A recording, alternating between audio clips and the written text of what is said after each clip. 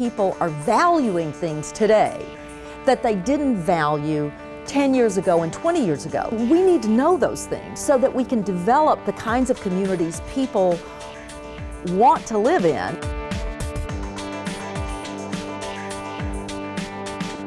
I think most of the people that we talk to recognize that, but they don't know exactly what the change is going to mean or where it's going to go. It's so easy to think that the housing law that we're suffering today is just a result of the 2008 problems and some problems with residential mortgage lending practices. The demographic fundamentals that are changing are having a far bigger effect. I came back to Dublin in 2008 to serve as its city manager.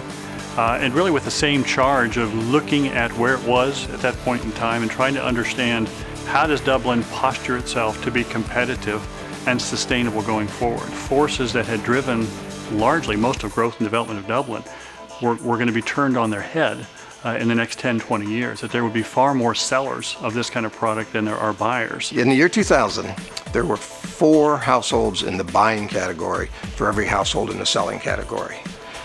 By today, in 2011, that has dropped to 1.8 to 1. By 2015, it'll be 1.4 to 1. 2020, it'll be 1 to 1. Your constituents want their homes to hold their value. It's the biggest investment they have. So if there is no future demand for their homes, then their homes will not hold their value. Cities have a great advantage. They have an enormous amount of real estate that they're not looking at correctly, and that is all the streets and all the setbacks. It's real important we get that right, because that piece of the public realm around streets, from all the designers who have come in and talked to us and planners have said, that does as much to determine the success of these places, that piece of the public realm, as anything else we do.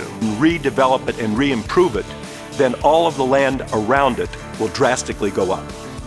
And that's one place where community leaders already possess the power to do something really good. Just the whole sort of development pattern over the last 40 or 50 years that was completely dependent on one single mode of transportation. Most of that public spaces have been designed at an auto scale. You know, the car moves at a certain speed, so you appreciate what's around you at the speed of the car. You know, it has to be designed at a human scale. It's not just simply the traffic engineer who determines the character of the street. They have a say, and what they say is important, but they are not the final arbiter of what that street looks like. You're going to see, I think, a lot more emphasis on and a rethinking from the typical suburban pattern. Very often the code just says, no, you can't do it. This doesn't qualify. Or the lender says, this doesn't qualify. It says right here, window must be 3 feet by 6 feet. And that's the carryover of a lot of restrictions that inhibit the redevelopment of a lot of areas. Understanding what it takes for any developer to deliver this and how that won't work under traditional regulatory environments is a major hurdle. So the economic development aspects of the consideration were very, very, very strong.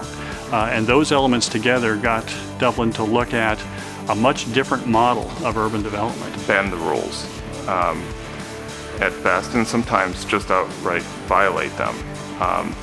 If you become bound by them, then it becomes, and this is true in the creation of space, the creation of communities, if you're overly prescriptive, it becomes very much like a paint by number. Okay, you can see where the lines are, but the best art blurs the edges. I'm looking for a community first who welcomes this kind of approach to development, and also a government structure who is very willing to cooperate with the developer. Community leaders that you want that are on the same wavelength that want to do that as well. Because we cannot create those places who require higher densities and different ways of creating place without them cooperating and accepting to break some of their traditional rules. So zoning is particularly focused on the separation of uses, and real environments are about mixing uses. If your legacy systems are leading you to develop something that the market no longer favors, you've got a problem, and you need to change those legacy systems. A lifelong community is probably one of the most important things a community can begin to think about. If you have to move out of your community because now I'm too old to live here, or I'm too young, I cannot find anything for me, then it's not a true community. You know, if they age out of a big house and they age out of a neighborhood where everything is separated and nothing is within walking distance, if you don't have those other options for them, you're going to lose them because they cannot, I mean, they simply cannot stay there. You know, people age, and as their lifestyles change, they would like to stay, like, you know, as often as not. To have a community that works across a life, you need walkability, you need mixed uses, so the trips are shorter, everything's within closer distance. You need transit, and you need a variety of housing stock so that as I expand my family, I can get a bigger house. As I downsize my family, I can get a smaller place. I can rent, I can own, I can do different things at different stages in life. Accommodating a wide variety of folks at different stages of life, I think becomes a tremendous positive. Young people may be leading the market, but they're not alone.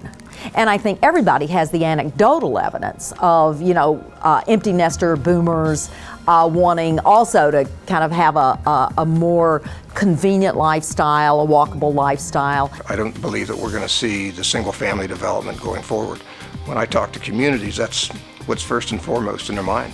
They begin to think about their downtowns, and there is a desire today to improve downtowns. There's also a desire on the part of the population to want to live in that more urban environment. It's not for everybody, but certainly there is a sizable component of the population that likes that idea. Knowledge-based people want to come and create businesses.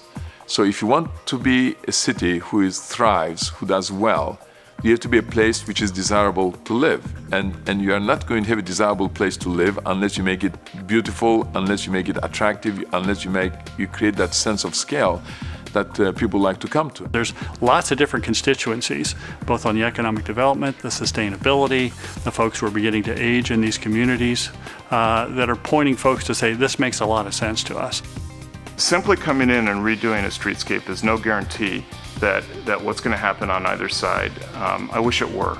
Having said that, if you get the right-of-ways right, if you sort of get that urban envelope between the buildings designed properly, you'll find that you get a greater mix of businesses. You get just there's a general feeling that this is a quality space, and people begin to feel comfortable investing in it. When they think about where their favorite places are that they like to visit, increasingly it is those real vibrant, walkable, mixed-use locations where the first floor activity of buildings spills out onto sidewalks, where the architecture of the building seems to have fit and framed the space. The economic activity and the housing taking place around it, the value is added to those by virtue of the quality of the street that they surround.